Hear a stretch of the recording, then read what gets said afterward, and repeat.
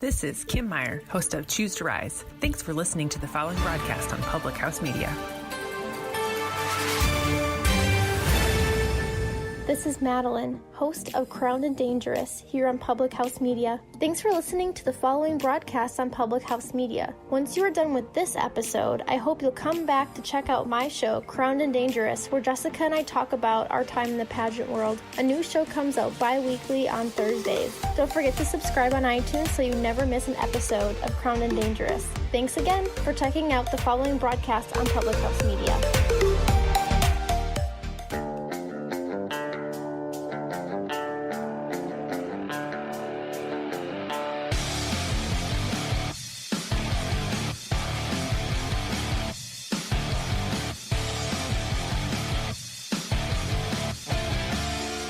Hi, welcome to Beauties and Headcanons, where we're nerdy and you probably are too.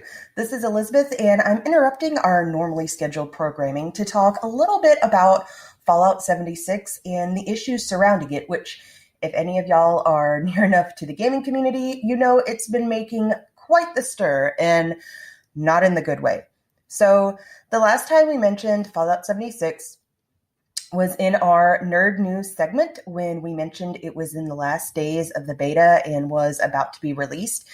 While there were bugs, which is pretty much as expected for a beta, more or less, it became readily apparent upon release that there were quite a few issues with the game itself that remain unaddressed at this time, even after the known issues presented in the beta.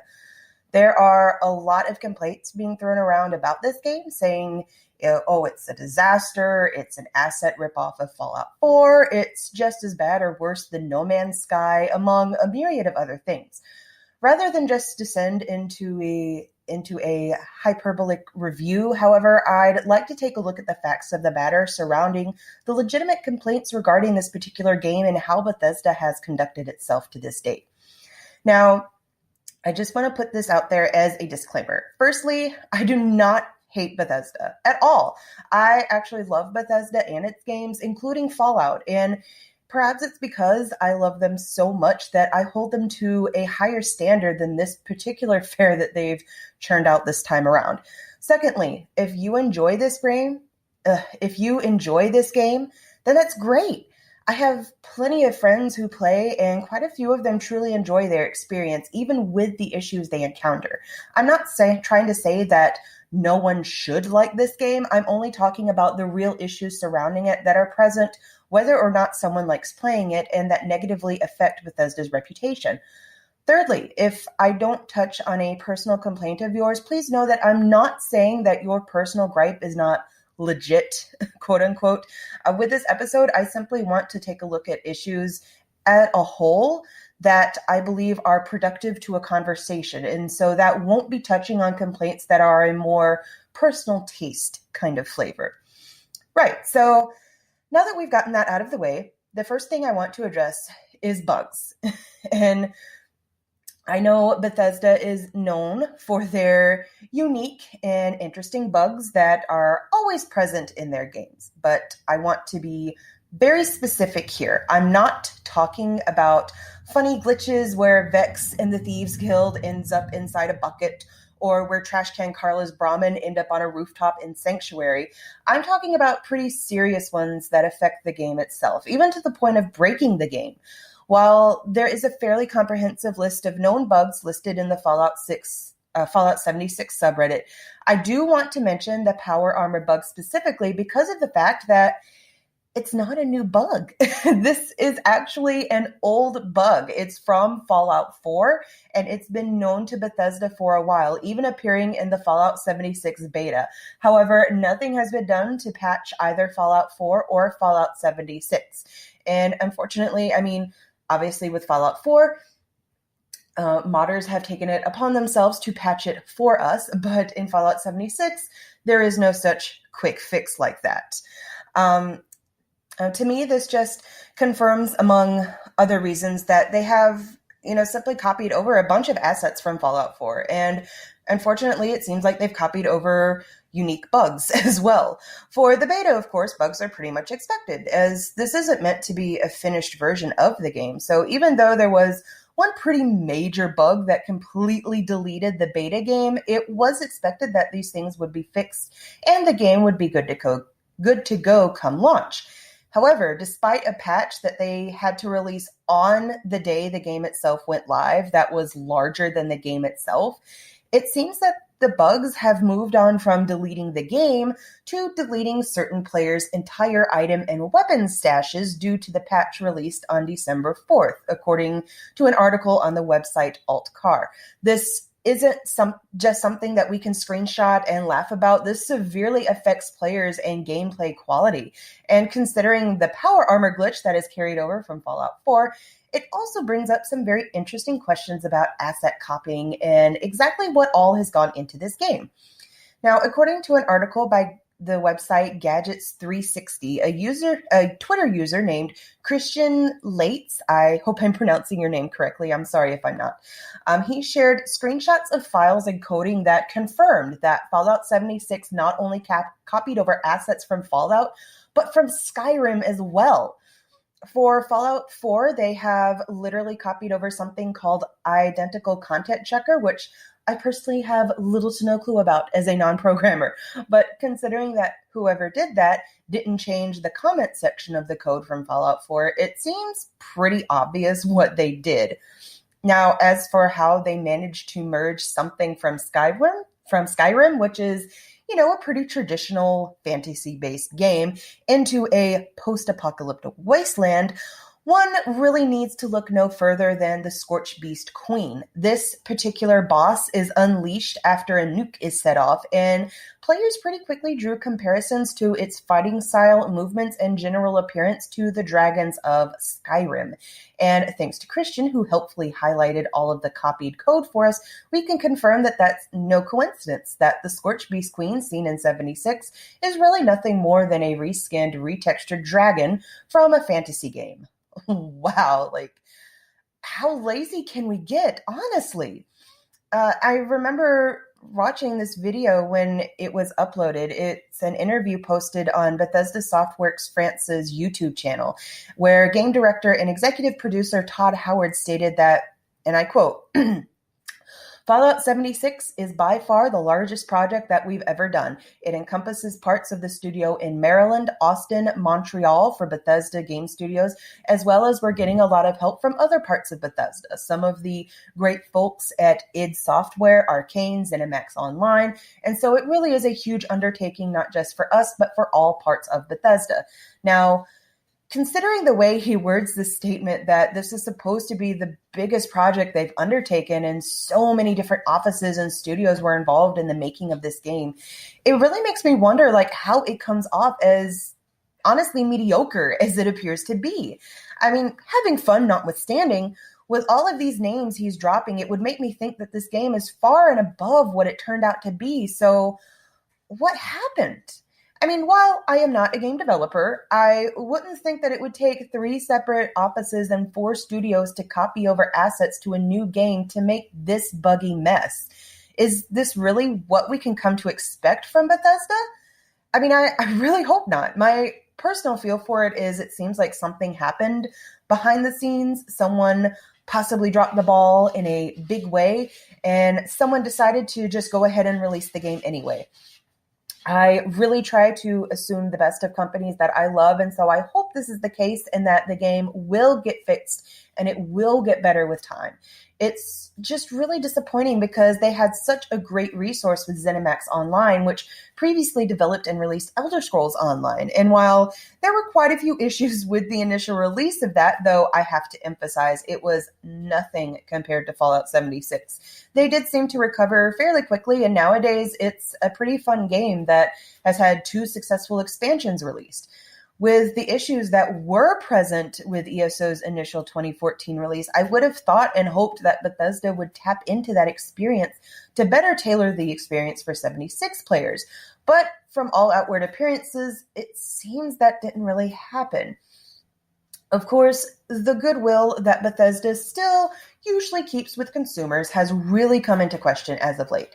And it all started with a bag.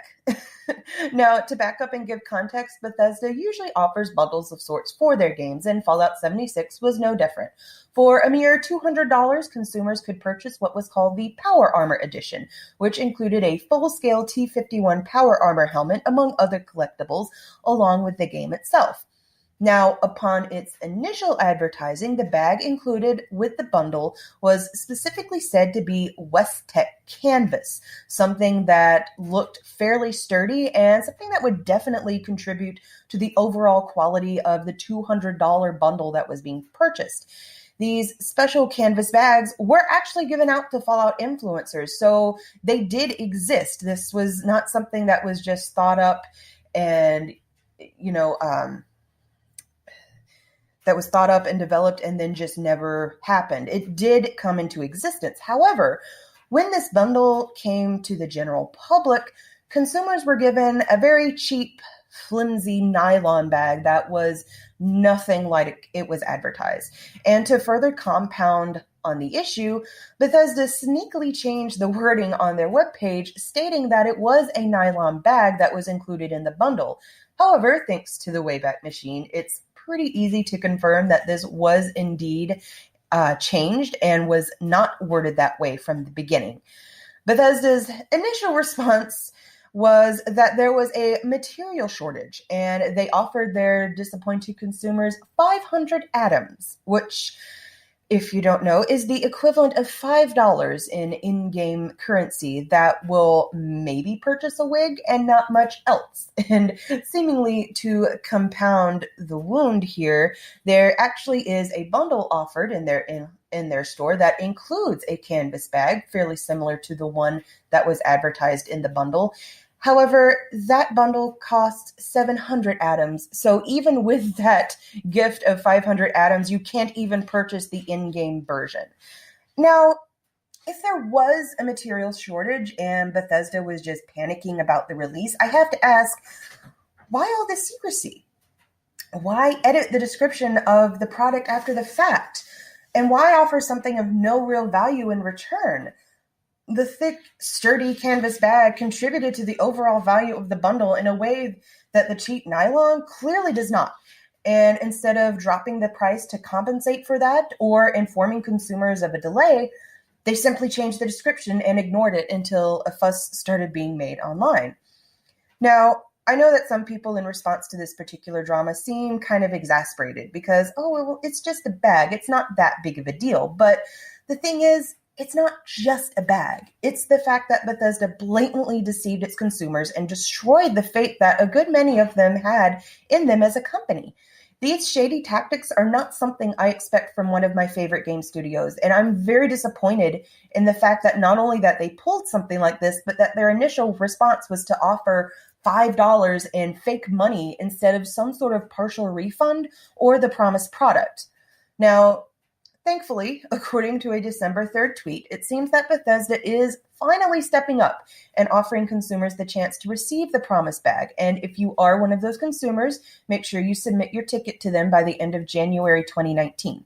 However, the fact that they simply sat there and waited to be called out on this, then offered fake money as a consolation before they moved on to do the right thing, it seriously affects their image and how consumers perceive them and their transparency and honesty. Again, if you have been affected by this, the article on 9 to 5 Toys' website has a direct link to where you need to submit that ticket, so just make sure that you do to get to your promised product. All in all, this seems like a pretty expensive lesson for Bethesda, not only because now they have to pay to produce 2 separate bags, one of them vastly superior quality, but because of the hit their image in general has taken, and to me that is far more expensive than any bag could ever be. Of course, if you thought the whole bag debacle was ridiculous and frustrating and disappointing, that may pale in comparison to the latest scandal that actually delayed me from recording this a second time so that full details could emerge and I could properly process and discuss this here. So as a part of submitting tickets for the bag fiasco, a glitch ended up leaking personal information submitted in their support tickets. Information like names, addresses, phone numbers, even the last 4 digits of credit cards. A particular user on the Bethesda forums that goes by Radioactive Trinket reported that they were able to go through different tickets, even open and close them if they wished, and were able to see all kinds of private information that they should not have been able to. In a statement made by a Bethesda community admin that was then posted on IGN, they stated, "We experienced an error with our customer support website that allowed some customers to view support tickets submitted by a limited number of other customers during a brief exposure window. Upon discovery, we immediately took down the website to fix the error. We are still investigating this incident and will provide additional updates as we learn more. During the incident, it appears that the username, name, contact information, and proof of purchase information provided by a limited number of customers on their support ticket requests may have been viewable by other customers accessing the customer support website for a limited time, but no full credit card numbers or passwords were disclosed. We plan to notify customers who may have been impacted. Bethesda takes the privacy of our customers seriously, and we sincerely apologize for this situation." Now, last I checked before I recorded this, the website is back up, so I assume the issue has been fixed. But if you submitted a ticket prior to this, be very careful and monitor your credit and credit card closely to make sure that your information didn't make it into any potentially nefarious hands. Now, if you haven't submitted a support ticket before now, it seems you're probably okay, and you should be able to submit a ticket now with no worries. Needless to say, however, leaking personal information is a huge black mark on Bethesda's record that couldn't possibly come at a worse time for them. I'm not sure what's really going on over at Bethesda, but this latest incident was actually the second time I've had to delay recording this due to news coming out, the first being the continuous twists and turns in the whole Power Armor bundle issue. As much as I love Bethesda and I want to support them, I can't stand idly by and just ignore these issues. In fact, it's because I love them so much that I'm recording this and calling them out. So, Bethesda, you guys really need to get it together. I don't know what's happening behind the scenes, and it's certainly none of my business what goes on behind closed doors. But when it affects consumers to this degree, it makes me very disappointed. It makes me afraid for the future of certain games, like the brand new Starfield and the as of yet unnamed Elder Scrolls 6.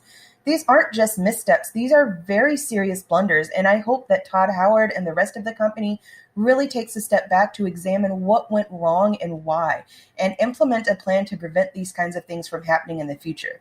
Now, a Bethesda game coming out without any bugs? That's not something I'm going to expect.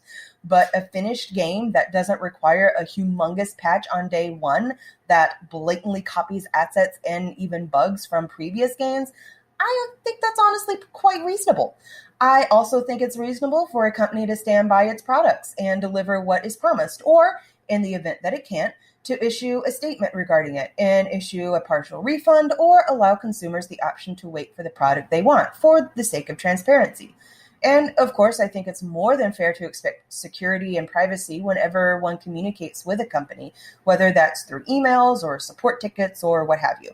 These are pretty basic things, and I don't think it's asking too much. At this juncture, Bethesda hasn't just bungled a game on release. They've bungled their whole image, and it's going to take some time and serious efforts to rehab that. And I hope that they do. I hope this doesn't permanently cripple them and affect their future products. And I hope that they get the chance to work more and more on Fallout 76. And I hope it becomes everything that it could ever be hoped to be. When it was first announced, I knew that I wouldn't be able to play it anytime close to the initial release because having a toddler means that when I do game, I have to be able to pause, which obviously you can't do with an online game. It's the whole reason I haven't played ESO in so long. But as my son grows up and when the day comes that I can go back to ESO, I hope that by that time Bethesda has gotten their act together and Fallout 76 has become an even greater than anyone could have ever dreamed of. Because if it does, I'd really like to join y'all in the wasteland. So I hope you guys enjoyed this little departure from the norm here at Beauties and Headcanons. If you did, please give us a rating and a review so we can keep making great episodes for you. I'm Elisabeth, and thanks for getting nerdy with me today.